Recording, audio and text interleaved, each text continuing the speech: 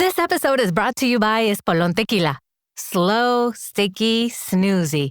They call these the dog days of summer. But Espolón? They don't do boring. Welcome to the Marg Days. Espolón Tequila. 100% blue Weber agave, born to shake up your summer. Just add lime, agave, and a little attitude. Visit espolontequila.com. Espolón Tequila, 40% alcohol, volume 80 proof. Copyright 2025 Campari America, New York, New York. Drink responsibly.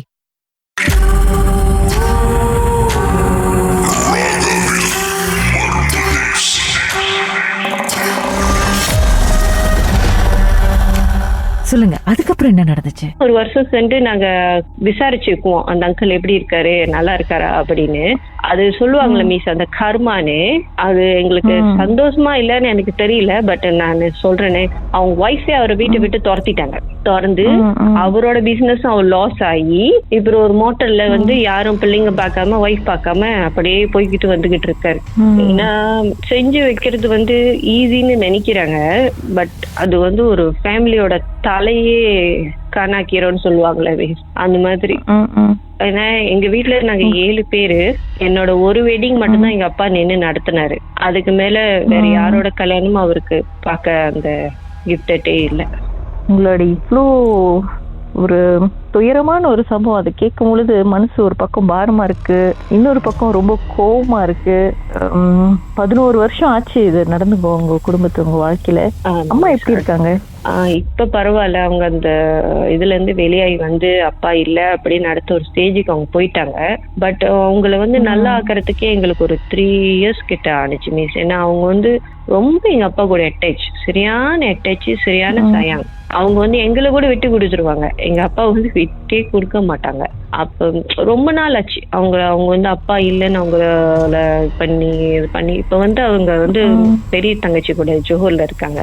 வருவாங்க, எங்களெல்லாம் பார்ப்பாங்க. But அந்த தன் வீடு அவ்வளவு செஞ்சும் இப்போ like யாரும் இல்லாத மாதிரி தான் இருக்கு. ஏதாவது ஒரு கெதரிங் வந்தா மட்டும்தான் நாங்க அங்க போறது வர்றது அந்த மாதிரி ஆயிடுச்சு.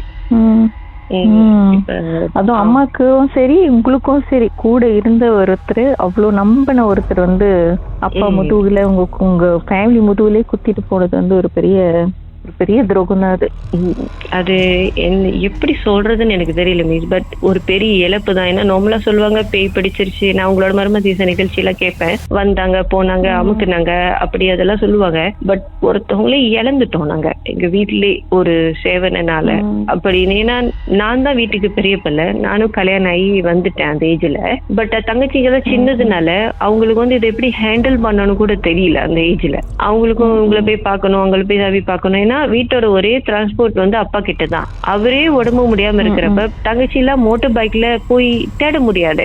ஏன்னா ஆம்பளை பையனுங்க இருக்கிற வீடு அது கொஞ்சம் வேற மாதிரி இருக்கும், எப்படியும் தேடிடுவாங்க. பொம்பளை பிள்ளைங்களே இருக்கிற வீட்டுல அது கொஞ்சம் டஃபா இருந்துச்சு எங்களுக்கு. இப்ப சில பேர் கேட்கலாம், ஹாலியாவே நீங்க பாத்துருக்கலாம். நாங்க எங்க அப்பாவுக்கு உடம்பு சரியில்லைன்னு தான் நினைச்சோம். நான் இங்க சிந்திக்கவே இல்லை எங்க அப்பாவுக்கு ஒருத்தவங்க செஞ்சு வச்சிருப்பாங்க அப்படின்னு அந்த தோட்டே எங்களுக்கு இல்ல மிஸ். உண்மையிலே இல்லவே இல்லை. நாங்க போய் சாமி பார்க்கும்போது கூட எங்க அப்பாவுக்கு சேவனை செஞ்சு வச்சுட்டாங்கன்னு கூட போடல. வீட்டுல ஏதோ சேட்டை வந்துருச்சு, டிஸ்டர்ப் பண்ணுது அப்படின்ற அடிப்படையில தான் நாங்க போனோம். தவிர்த்து அதுக்கு போய் இவ்வளோத்தையும் நாங்க ஃபேஸ் பண்ணுவோம்னு நாங்க எதிர்பார்க்கவே இல்லை மிஸ்.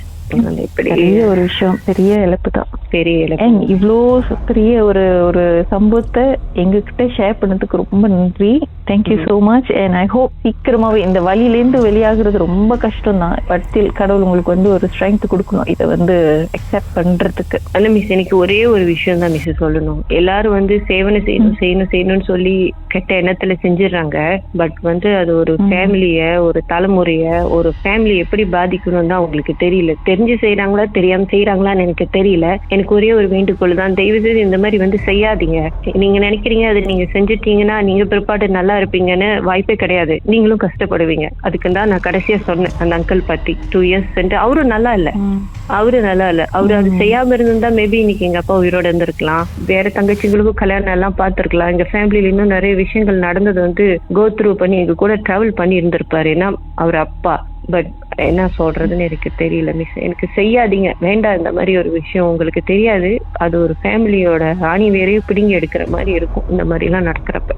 நம்ம நல்லது செஞ்சாலும் சரி, கெட்டது செஞ்சாலும் சரி, அந்த கர்மா வினைகளுக்கு பதில் சொல்லித்தான் ஆகணும்.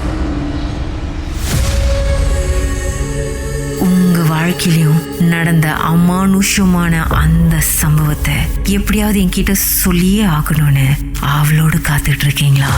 எங்களுக்கு நீங்க வாட்ஸ்அப் பண்ணலாம் 01649133333.